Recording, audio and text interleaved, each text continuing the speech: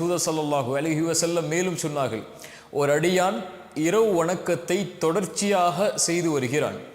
ஒரு நாள் அவன் அசதியில் திடீரென்று தூங்கி விடுகிறான்.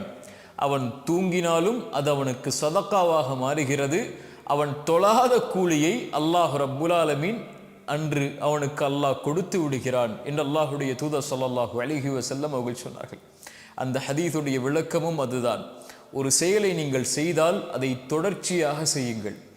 அது குறைவாக இருந்தாலும் சரி, அதிகமான ஒரு செயலை செய்து அதற்கு தொடர்ச்சி இல்லாமல் ஆக்கிவிடாதீர்கள் என்பதுதான் அதனுடைய தீர்வு.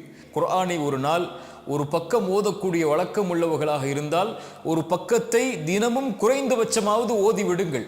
ஒரு ஏழைக்கு ஒரு நாள் 10 ரூபாய் கொடுக்கக்கூடிய வழக்கம் உள்ளவர்களாக இருந்தால் அந்த 10 ரூபாயை தினமும் கொடுத்து விடுங்கள். ஒரு நாளைக்கு 2 ரக்அத் நஃபிலான தொழுகையை தொழக்கூடிய வழக்கம் உள்ளவர்களாக இருந்தால் அதை செய்து விடுங்கள்.